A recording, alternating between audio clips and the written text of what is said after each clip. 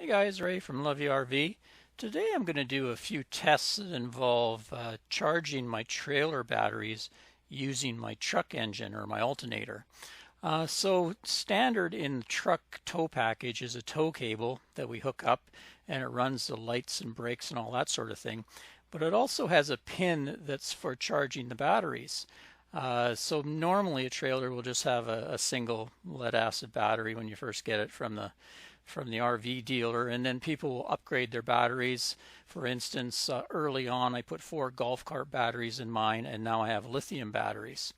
So a lot of people, especially with lithium, they're very afraid that when they install lithium batteries in their trailer, they're going to damage their alternator or hurt the charging system in their truck.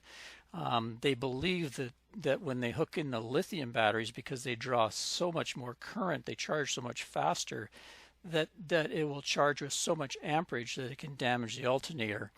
I've kind of had a look at my truck, which is a 2018 Ram, and it's pretty comparable to a lot of modern trucks these days. And they actually don't seem to have a problem with lithium. Like I say, I've ran 4 golf cart batteries in there, and when they were depleted, they could draw a whole lot of current. And I also have now I have 4 lithiums in there, and they can draw a horrendous amount of current. The thing that limits it is in the truck, you've got your batteries and alternator up here, and then they're connected by wiring that goes all through. This truck's 21 feet long, so it's wound all through here and comes up here and hooks to my 7-pin connector. Then it's going to go through the pin box around here. So by the time it gets to the batteries, it's quite a long run. I would guesstimate 30 feet or so of wire, and they use a rather thin gauge of wire. I looked at mine, and it must be maybe the power charging wire must be maybe 12 gauge. So that is a long run of 12 gauge, and it's kind of like I can analogize it by saying, okay, you're blowing through a straw to blow up a balloon. So voltage would be the pressure of you blowing through the straw. Current would be the amount of air you go through the straw, and the batteries would be the balloon. Now, if you're blowing through a straw, you're never going to blow much air through that. But if you swapped it out to, say, a garden hose, well, then you can blow a lot of air through, which is the amperage or current. Now, because of this fact, I actually installed what they call a DC to DC charger in my RV here, and I ran a heavier 4 gauge, much thicker cable from my battery down along the frame here and then up and in. And with that DC to DC charger, I can get about 40 amps of charging. Now, a lot of people said, did you disconnect the 7-pin tow cable? And in fact, I didn't, because I find due to that kind of straw analogy, you don't get a lot of amperage anyway. The other thing people worry about is if you leave your truck hooked up, is the truck batteries going to deplete your trailer batteries or vice versa? And it's all got to do with the voltages they sit at. Your truck batteries naturally will probably, even when they're fully charged, will be about 12.6 or 7 volts. The lithium, they pretty well sit around 13.2. So if anything's going to be drained, it won't be your truck batteries, it'll be your trailer. And they could backfeed through. It all depends on your truck. Some have diodes or solenoids, relays. Mine is a straight connection from there's a fuse box here, and there's a wire connected right to the trailer, so current can flow both ways. I've never really had a problem because I have so much power in the trailer, and I have solar and stuff like that. And it's such a small amount of current that flows that it hasn't really affected me. One thing I noticed in this truck, the actual charge wire for the tow package is 30 amps. So you would never draw more than 30 amps through that wire or the fuse would blow. But I find even when I have a depleted trailer battery and I'll start the truck and the alternator will be at 14.3 volts, well then I may get like 6 or 7 amps tops. People think you're automatically going to get the full charging of a lithium like 100 amps. That's just not going to happen because of the tiny wire. Another thing that happens with modern trucks is they have what they call a smart alternator. where the computer in the truck has monitoring the battery voltage. There's a little sensor on the battery, and when your truck batteries become fully charged, instead of the alternator outputting about 14.3 or 4 volts, it drops down to like 13.6. And that lowering of the voltage even makes this charge cable wiring lower its amperage way down as well. So boils down to you're not going to get a whole lot of amperage through that tiny cable. And so in this video I've got a new tow cable, and I'm going to actually go and prove that. I'm going to go out to my truck, and before I install the tow cable, I have some lithium batteries. We'll set up a little test bed and we'll actually see what the charge current is going to be coming from my truck, and then I'll take a really depleted battery and I'll show you what kind of backfeed current there could be. So let's get to that. Okay, here we go. So tow cable hooked up, truck is off, and even when it's off you can see we have 12.46 volts on the charge wire. So you can see in here we've got different color coding, but basically positive is black and negative is white on this wire. Now that can vary with your truck and your RV. It's just sort of a standard RV color coding.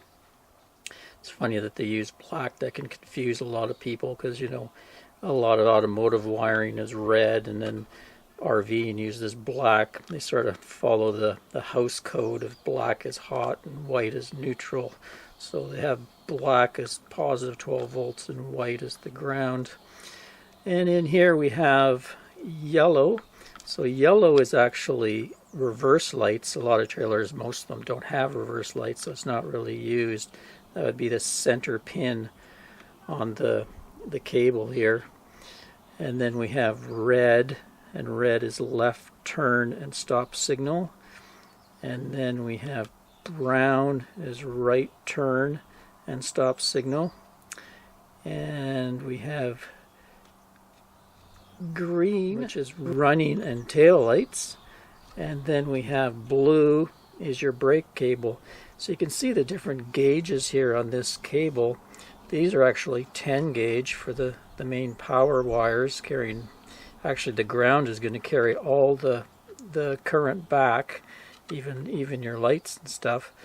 Your brake cable is a 12 gauge, and then these are all 14s. So they're actually a lot thicker than what's in the truck.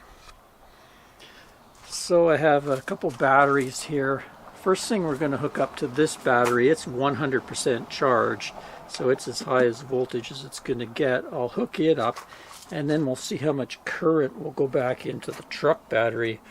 Now the truck battery is a bit run down because I've had some dash cams in parking mode overnight, so I've actually, you know, it's ran down. It's not sitting at its full charge, so it should draw back some current. We'll just figure out how much. That voltage popped up to 13.29, and we're drawing 4 amps. So like I say, not a whole lot, and that's kind of like, that's only going to happen until those truck batteries come back to full charge. You can already see it starting to drop 3.9, 3.89, so it'll probably drop down to an amp or so.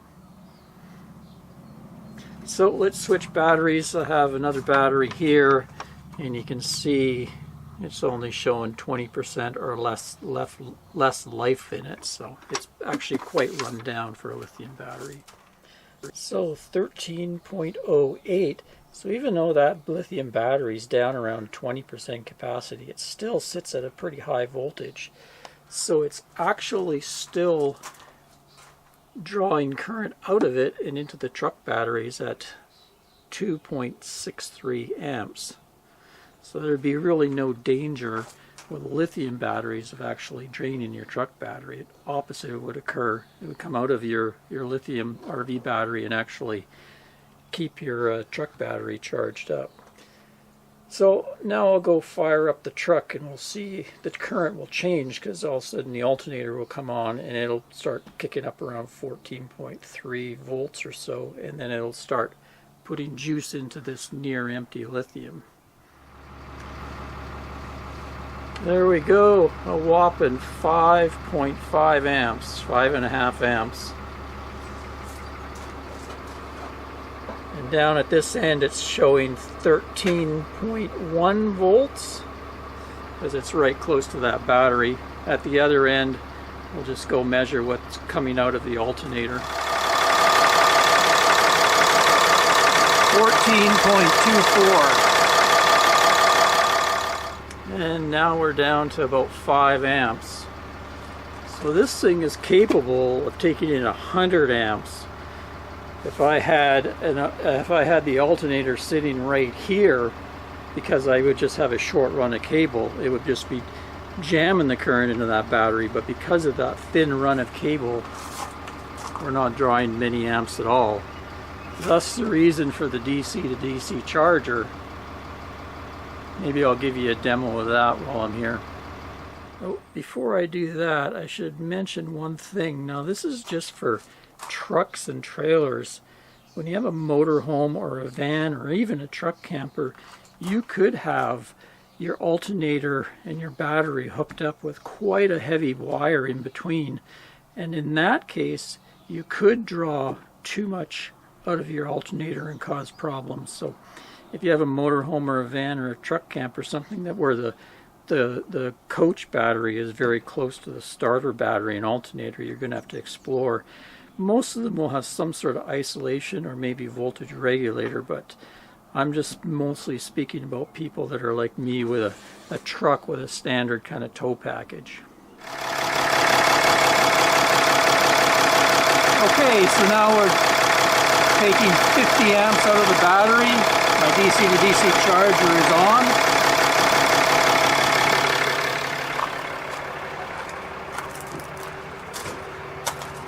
This red and white cable is actually the feed from my DC to DC charger. See in there. So on the output I got 40 amps coming out of there. Let's just look at what the tow cable is. Go up here and I'll find the black wire. Black wire is hot. There. So you can see the amperage through my tow cable is 0.84, less than an amp. Pretty well insignificant. And here is the output for my DC to DC charger. See that? 38.6 amps. It's a 40 amp charger. And out of interest, I disconnected the DC to DC amp charger, so this would be just charged from the tow cable. Only 2.42 amps. Well, there you go. I hope you found those tests useful. If you have a truck and trailer and you're installing lithium batteries or considering a DC to DC charger. If you missed my video and you want to watch my installation, I'll put a link into the installation video here where I installed it. I also did some off-grid tests where I ran the alternator, solar, and generator at the same time just to see how they would react all charging at one time. I have parts links, and also have where I installed a wireless remote switch so that when I'm driving, if I want to turn it on or off, I can do it with a key fob. And then I'll add this video to that because like I say, I get a lot of questions on whether I disconnected the tow cable or not, and whether I'm going to harm anything. And you can see I just left the tow cable alone just strictly because the amperage that goes through there isn't much at all, so it doesn't really matter in my situation. But like I say, if you have a motorhome or a different type of truck, I'm just talking to, a Ram 2018, you might explore your wiring. But at least this maybe gives you an idea how to test things. Anyway, till next time, Ray from Love You RV. Any questions, just leave them in the comments. Cheers, folks.